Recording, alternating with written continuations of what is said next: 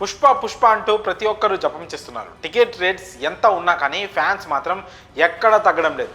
ఎలా అయినా సరే ఈ సినిమా చూసి తీరాలని గట్టిగా ఫిక్స్ అయ్యారు. కొంతమంది రేట్స్ ఎక్కువగా ఉన్నాయని వాపోతున్నారు, కానీ పెట్టిన ప్రతి రూపాయి వర్త్ ఫీలింగ్ ఇస్తుందని మరికొంతమంది కామెంట్ చేస్తున్నారు. మరికొద్ది గంటల్లో థియేటర్స్లలో రచ్చ మొదలవుతుంది. అయితే ఆల్రెడీ ఈ సినిమా కథ గురించి రకరకాల అంచనాలు ఉన్నాయి.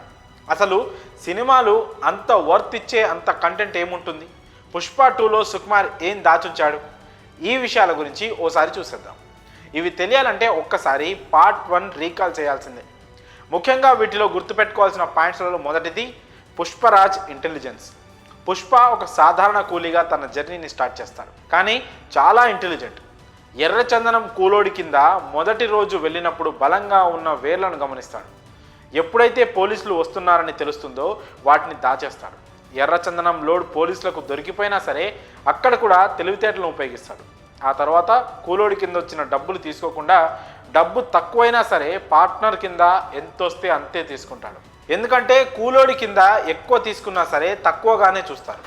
అదే పార్ట్నర్ కింద తీసుకుంటే మాత్రం ఈక్వల్ ఇంపార్టెన్స్ ఉంటుంది. సో ఇక్కడే పుష్పరాజ్ తెలివితేటలు ఏంటో అర్థమైపోతుంది. అలాగే మూవీ బ్యాక్డ్రాప్ 1998 టైంలో జరిగినట్లు చూపించారు. కాబట్టి అప్పట్లో మొబైల్స్ ఎవరి దగ్గర ఉండేవి కావు.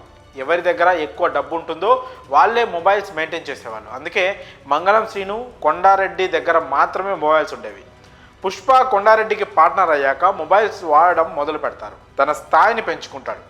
ఆ తర్వాత ప్రతి సీన్లోనూ పుష్ప తెలివితేటలు ప్రదర్శిస్తూ సిండికేట్కు హెడ్ అవుతాడు. సీక్రెట్గా సరుకును తరలిస్తూ ఎవరికీ చిక్కడు. దానిని ఎవరూ పసిగట్టలేకపోయేవారు. సాధారణ కూలీ నుంచి సిండికేట్ హెడ్గా అవ్వడానికి ఇన్ని తెలివితేటలు ప్రదర్శించడంతోనే పుష్ప ఏంటో అర్థమవుతుంది.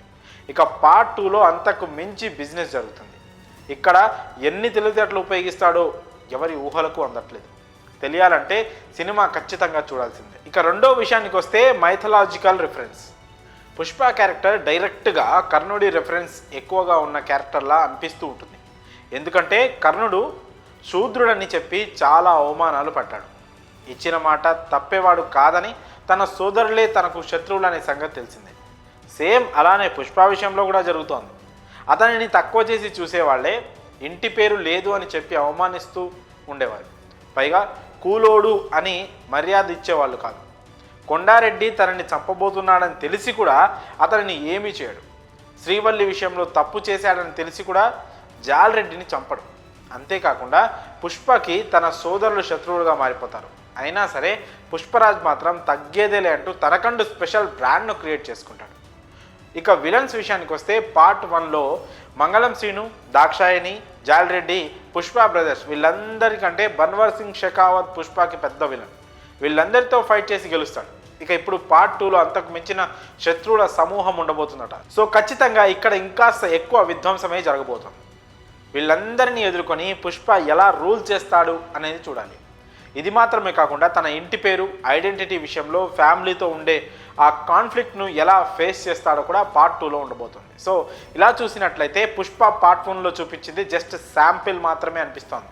అసలు కథ, అసలు పుష్పరాజ్ ఫైర్ ఏంటో పార్ట్ 2 కోసమే సుక్కు దాచి ఉంటాడేమో అనే కథనాలు వినిపిస్తున్నాయి.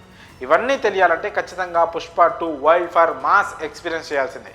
మరి ఈ విషయంలో మీ అభిప్రాయాలను కామెంట్స్ రూపంలో తెలియజేయండి.